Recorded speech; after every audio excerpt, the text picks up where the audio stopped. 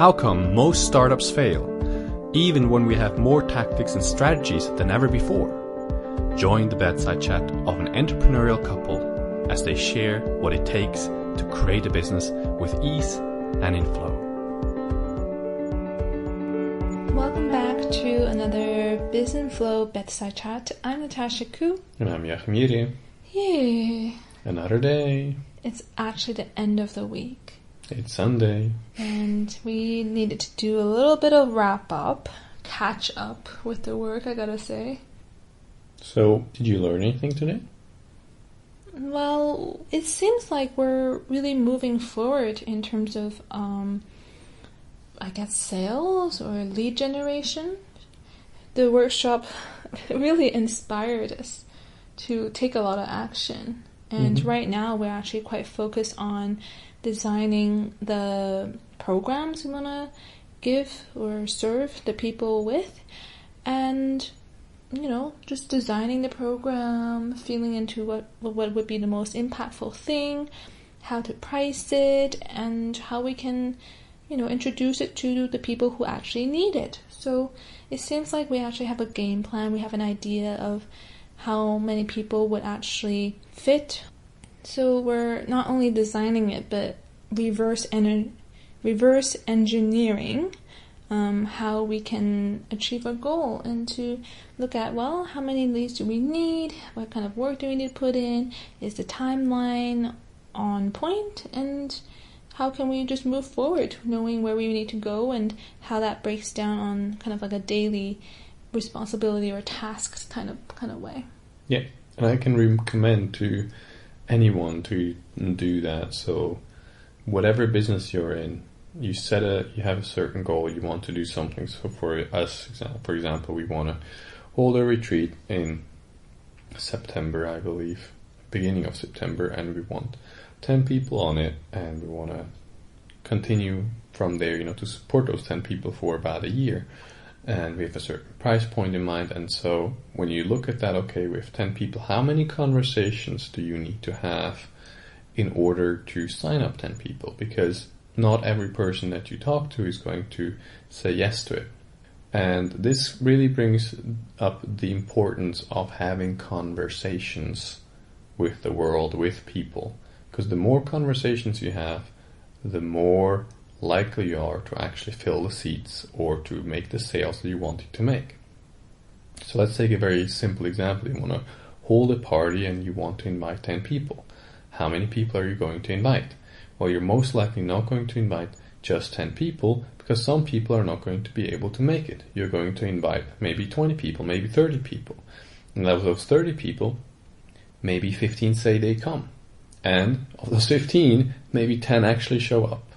So this is quite important to realize that you have a certain conversion rate when it comes to sale, meaning out of the 10 conversations you have, maybe 3 sign up, or maybe 2 sign up, or whatever it is. So you need to have more conversations than just the spots that you want to fill. Now there's a way of having one-on-one conversations and impacting the people in the one-on-one conversations if you're selling coaching packages. Or there's a way of basically multiplying those conversations that you would have with people, and that's the realm of marketing, where you start basically a conversation, or you mimic a conversation through a sales page, through some marketing campaign, and that's how you get people to buy from you. Mm-hmm. So that's kind of like a clone without making a real clone of yourself. Yeah. You just repeat the experience that you have given other clients or a different audience, but you're able to replay that or allow other people in the future to revisit a point in time or a video, something where you gave a lot of value. Yeah.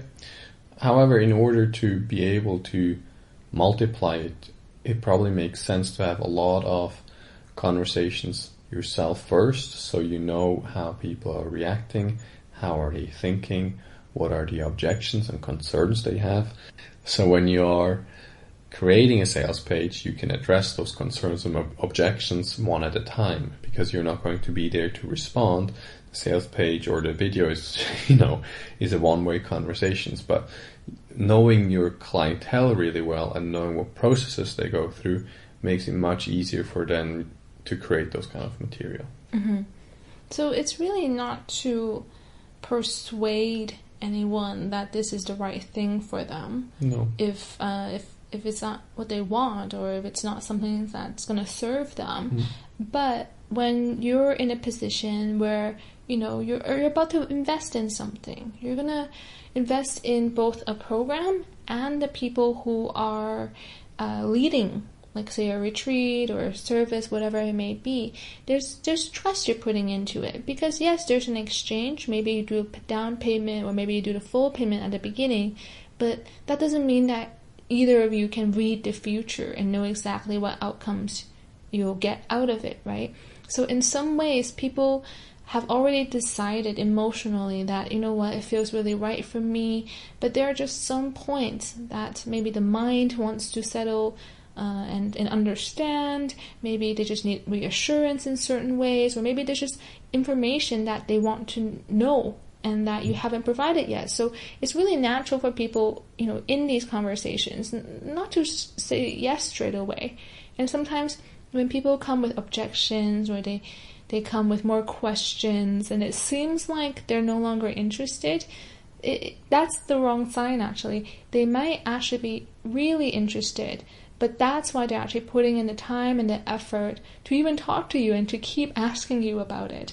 So sometimes for people who are new to sales, because, as a solopreneur, maybe you have a skill that is just so great, and that's what you're really wonderful at. But as you start your business and you realize, oh my goodness, I need to do marketing, I gotta do this, there's tech stuff, there's sales, then you might realize that, it's just a little bit uncomfortable for you. So the more you do these conversations, not only to understand where people are at and how you can help them, on another level, you can also see how they respond when you do propose, and how you can help them along. Because the deal here is to help them from the moment you meet them, to serve them, from maybe a group setting to a one-on-one setting, or even throughout the proposal. You're not there to persuade them. And I never thought that persuading or trying to push someone to do a certain thing ever really worked as a sales tactic.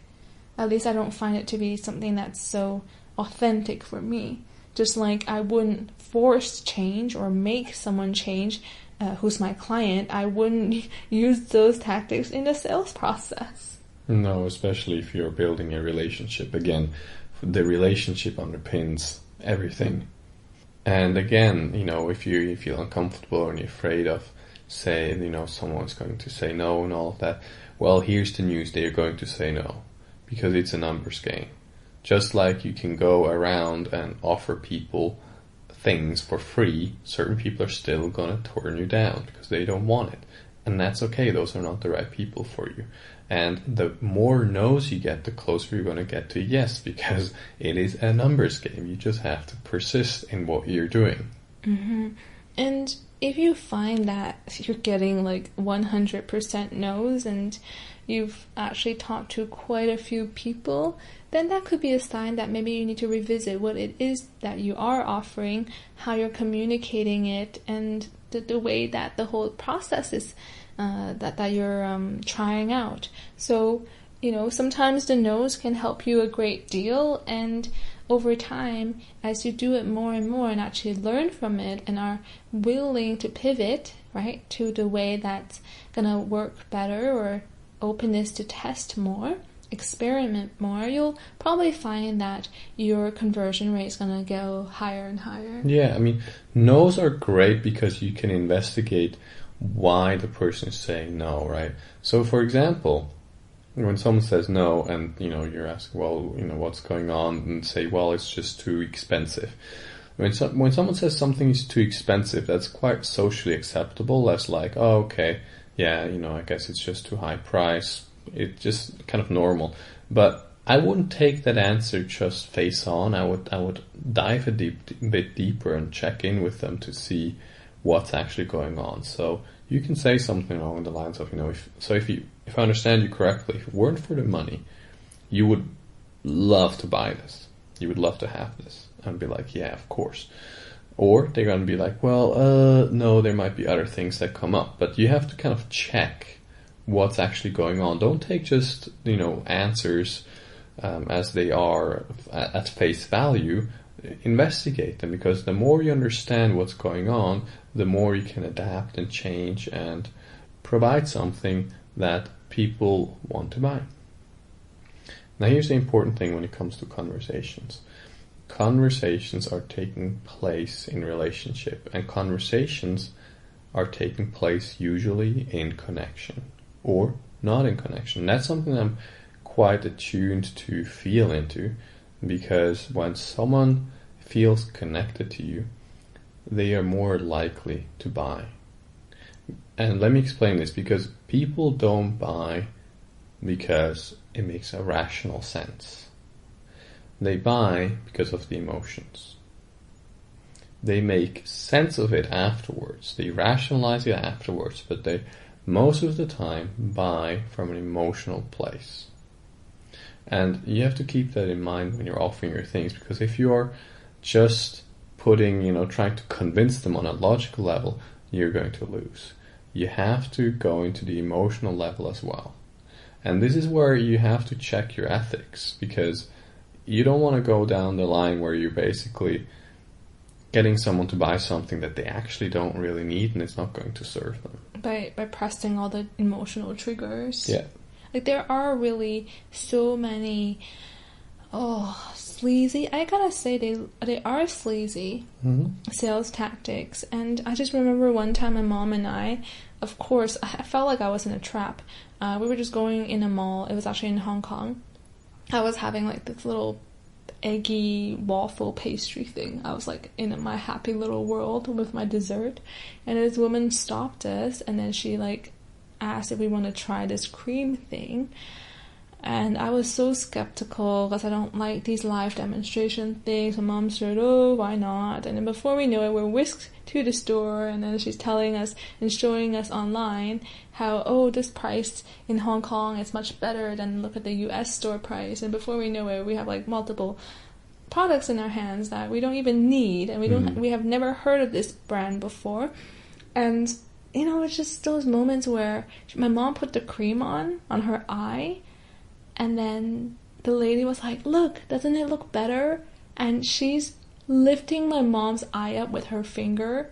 I can see it. And she's like, see, isn't this eye brighter?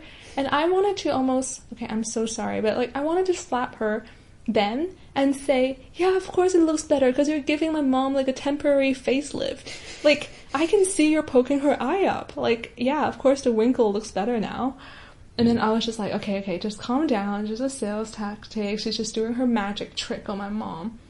And then the last straw, honestly, was when we were about to pay. And of course, not of course, but many salespeople know that at this point, when the person has that wallet in their hand, you can upsell, you can sell more stuff. That's a moment of vulnerability. You're like, I'm gonna pay anyways. Well, yeah, let me just have an extra candy bar. Or, when you're at the cashier at the grocery store, it's kind of like that too. It's that very impulsive moment where you've already said yes.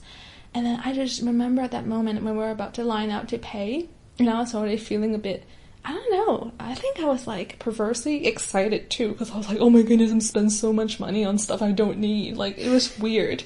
But at the same time, when we were about to pay, she was just telling us, another lady came a few days ago, and you know how much money she spent? She spent like thousands and thousands of dollars, and she bought this and she bought that. And I'm just thinking, why are you telling me this? Are you trying to make me feel like I'm just buying 5 products, and therefore, like, I'm less than this girl who wants to remake herself with all these beauty products? Like, what are you trying to do? And then suddenly she whipped out this gold mask, and I'm like, stop it! I was screaming in my head. I literally was like, I know you're trying to sell more.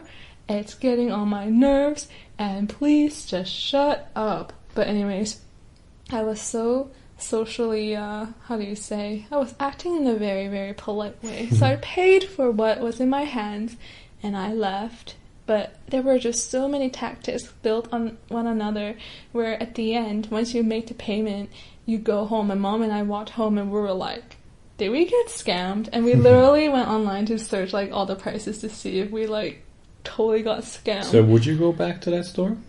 I do not even want to see that woman. Yep, there we go. And this is exactly the point. You want to make sure that what you're giving to the customer is actually going to be useful, is actually going to help them in their life. Why? Because you want to build a relationship so they can become a repeat customer and both of you are going to be happy. You want to have a win-win situation. You don't want to get people and scam them out of their money and then you build a bad reputation. Yeah, you do not want, after a conversation with you or after an experience with you or your business, for the customer to go away and go, did I get scammed? Or what did I just experience? Like, can I research online now to see if other people experience the same traumatizing experience? And you know, it's true though, it might work because, you know, you're emotionally like on a whirlwind. It's like she's pulling you this way and that, and it almost in a moment it seems very convincing. But you can do that in the moment, but when the client or the customer wakes up and they're no longer in that sales and marketing fog, they're going to notice that, you know, it's almost like, you know, the morning after when you don't feel great with the person you spent the night with. It's going to be that kind of feeling, and you don't want that to be your customer. And by the way, turning down a customer because you notice that it's not the right fit or it's not going to benefit them is actually going to give the customer more trust in you and makes the customer more likely to refer people to you who actually align with what you're offering. Yeah, it works both ways. Just like we don't like certain sales tactics and certain people even, the same can go for a client. You can have a client that really gets on your nerves, who, you know, if you sign them on, they're going to be the one who perhaps pays the lowest ticket product or service and will be emailing you like 10 times a day to try to get more out of it. You know, sometimes you just don't need certain clients, and usually there are signs you can see, you can listen to, you might even feel it in your gut, and just don't ignore those signs. And this is the perfect point, you know, to again bring it back to you and where are you coming from? Are you coming from a place of, oh, I need their money, oh, I need this sale, I need this and that? Or are you coming from a place of service and giving and wanting to provide value for this person? Because that's what's going to come into the conversation. What I mean by that is people are picking up whether you're needy or not. And for those people, especially women, you can tell if a guy is needy from miles away, and it turns you off. You don't want to have a guy like that. And it's the same thing when offering any kind of service or product. If the person seems desperate, seems needy, and seems to want to convince you, you are going to try to run away as fast as you can. Versus someone who is coming, who is genuinely interested in you, genuinely wants to connect with you as a human being and wants to find out how to provide value to your life by offering something to you that could be actually transforming your life in some way, shape or form, well, that's going to be very different, especially if the person is not even attached whether you buy from them or not. So the secret really to sales, I want to wrap this podcast up today. Yeah, but I'm not finished yet. I have more to say. How dare you say wrap up? Are you actually not done? Okay, you are done. You're not done. Not done, no. Okay, well, get your piece in. So here's why we're talking about this over several podcasts about sales and all of that, because we realize that one important part of every business is sales, because that's what generates cash, that's what actually allows you to provide what you want to provide to your customer. So it is a core function of every single business, and it makes sense to spend some time learning about it, hearing different perspectives, and that's what we have been doing as well, and that's why we're sharing it here. Now I'm done, I can wrap it up. It's just because I have a proposal tomorrow morning. That's all, Jachym. Nothing personal. But anyways, I hope that this episode has helped you further understand how sales is truly a reflection of your own grounding and your intentions, the essence that you are bringing forward. Because if you're going to come from a place of service, your client or your lead is going to feel that. And if you're coming from a place of, desperate money now, money eyes emoji, then that's going to actually make it harder for you to make sales. So get your intentions right. Figure out why you're even in business. Is it really to solve a problem? If it is, then have those conversations with people, new people, leads, whatever you want, but come from that authentic place and come from that place of service, of giving, of really helping. Because if your business is not helping something, then there's no business. You're selling something that people value. So just know that sales is based on you showing the value that you can bring. And a lot of the times in sales conversations, it's not just what you say, the features and things like that, but the value in you as a person, in the exchange, in the conversation, in the connection. So don't ever forget or underestimate how much just you being authentic, you being of service, you coming from a place of giving is going to be the majority of the value that the client actually perceives and feels. And that's where the emotion hits home, is whether you actually care or not. So that's the only thing that I can say about sales. Fantastic. Good night. Oh my gosh. I was the one who wanted to sleep, and now you're like all abrupt. But yes. Thank you for joining. We very much appreciate every time you join us on this podcast. It's a pleasure to have you on here. Yeah. And if you have, I'm serious, and if you have anyone who would benefit from listening to this podcast, whether it's a solopreneur or a friend in some position that you think this will be useful, please share it with them so that we can spread more love and awesomeness. How was that? That was great. You do realize that you're not just saying bye to me, but you're saying bye to the listeners. So you gotta be polite. Sorry guys, not really, but I'm just saying it for her. Mm-hmm. So anyways, yes, please share, because there are enough sleazy sales tactics and we don't need any more of them. So let's sell with heart, and it's gonna be much easier, I promise. So until tomorrow, wish me luck for my proposal, and we'll talk to you soon. Bye.